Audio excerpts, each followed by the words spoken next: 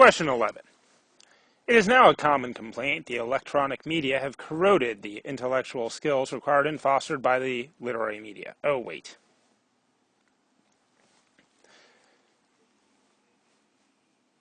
Question 11. It is now a common complaint. Question 11. The reference to the complaint of several centuries ago, what? Okay. That blah, blah, blah, blah, blah, place which would find roles in the argument. Okay, so we need to look for this. We'll read the argument, but it's good to know what kind of argument it is first, which is what is this thing doing there? And so it's some complaint several centuries ago that powerful memory and extemporaneous eloquence were being destroyed. What is that doing? Okay, and of course, being a why question, like on reading comp, the best way to answer is just don't look at the answer choices, read the argument, and sort of use common sense. It is now a common complaint that the electronic media have corroded the intellectual skills required and fostered by the literary media. Okay, well, I'm going to guess this person thinks that's silly just by the phrase is now a common complaint, but I can't be necessarily sure. But then they say, but several centuries ago, the complaint was that certain intellectual skills, such as the powerful memory and extemporaneous eloquence that were intrinsic to oral culture, were being destroyed by the spread of literacy. Okay. So what awaits us is probably a mere alteration of the human mind rather than its de-evolution. So, what's a little tricky about this argument is that you need to note that he's not saying it wasn't destroyed. Right? That the reference to powerful memory and extemporaneous elegance, he's saying several centuries ago they complained that people used to have great memories and be able to talk off the cuff. And now we got these books, you don't have to remember everything, you don't have to make up stories, and it's going to, wreck people's heads. He's not saying it didn't. He's just saying, well, yeah, it wrecked people's heads for that, and then they got really good at writing.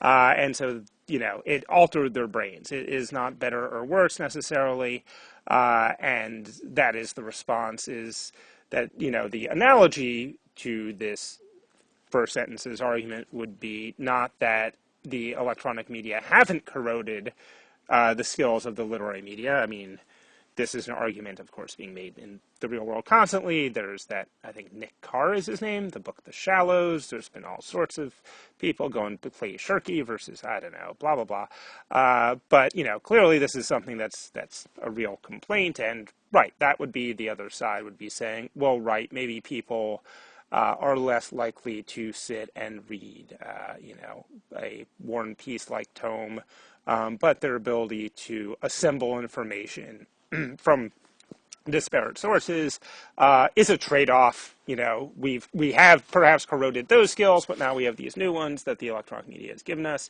I digress, but my point is that you want to probably make sure that you understand that he's, not in any way saying that the memory and eloquence weren't destroyed. Not necessarily saying they were, but if anything, I would say that is implied.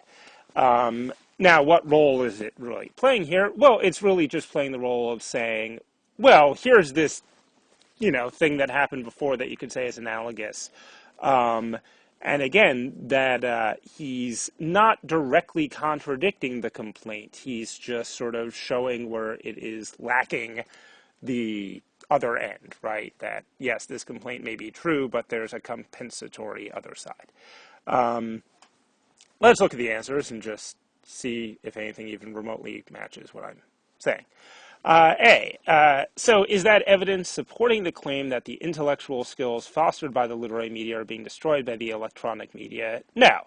It's not arguing that side again. If anything, I suppose it's assuming that maybe that's happening or it could be happening, but it's certainly not trying to support that claim, and that piece of information isn't there to directly support that claim at all.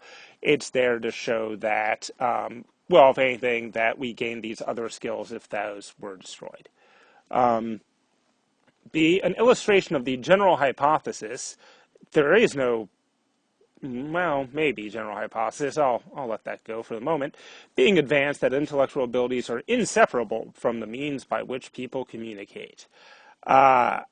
That's a little bigger picture than what he's really getting at with that statement. Really, a hypothesis is just, you lose some things, you gain others. So C, an example of a cultural change that did not necessarily, I like this, have a detrimental effect on the human mind overall. Okay, there's enough hedging there that is real good. It didn't necessarily overall make these things worse, and it is certainly an example of a change. Again,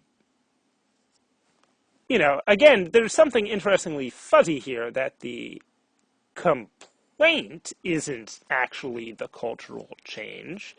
LSAC seems to have gotten maybe a tiny bit sloppy there. I don't know. But you don't need to think about that closely.